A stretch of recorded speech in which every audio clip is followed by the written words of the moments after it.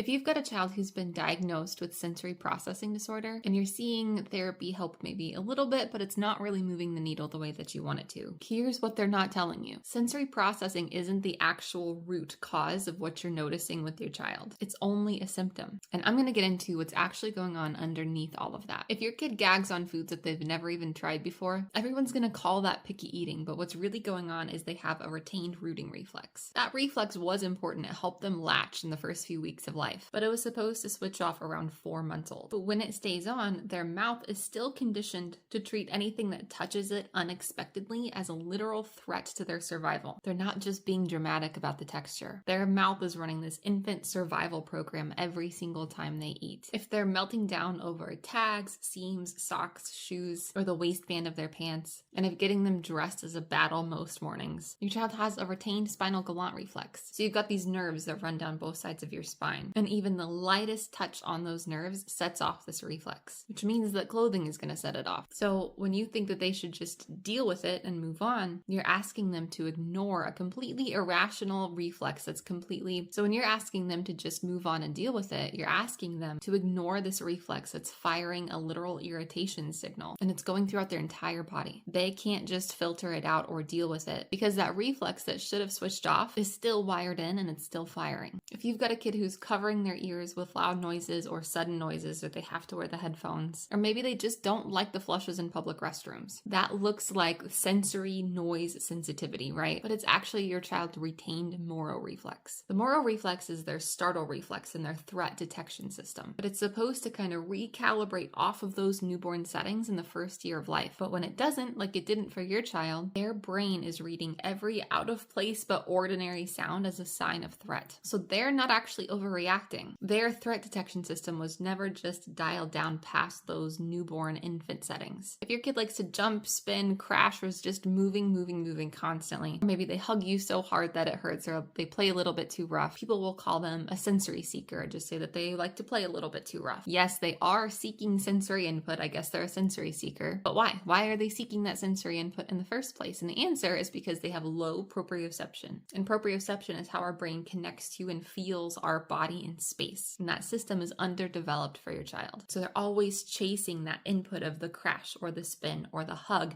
that gives for a split second the input that their body and their brain are just craving from their environment. So the crashing, even though it can start to drive you nuts after a while, it's not actually bad behavior. It's the only way that they can feel located and connected to their own body. If your kid is shutting down in busy places like parties, the store, the gym, if there's just too much happening all at once and they're just done, that's the Moro reflex again. It's reading that sensory complexity as another threat, and it's actually flooding their body with cortisol constantly until your child finds a way to escape. So none of these are simply sensory preferences, and your child's not just the mysterious sensory seeker. We know what's going on here. It's all about brain development patterns that just didn't really complete the way that they were supposed to. And that distinction is really important because we can accommodate preferences, or we can choose to not accommodate preferences, and everything's going to be okay. But that development pattern will never complete until you do the steps to make sure that happens. If they were missed, you got to do the work to make it happen. They can complete. You just have to learn how. And when all those primitive reflexes underneath integrate the way that they're supposed to, all of those sensory responses, the seeking, or if you've got an avoider, all of that starts to change on its own. And it's not because your child's learning how to cope with it. It's because you've allowed their brain to start processing the world and all of that input the way it was designed to. You're helping it get past that infant wiring stage. If you want to learn more about how to make that happen for your child, you can either comment the word brain below and we'll send you a quick video breaking down everything that you need to know,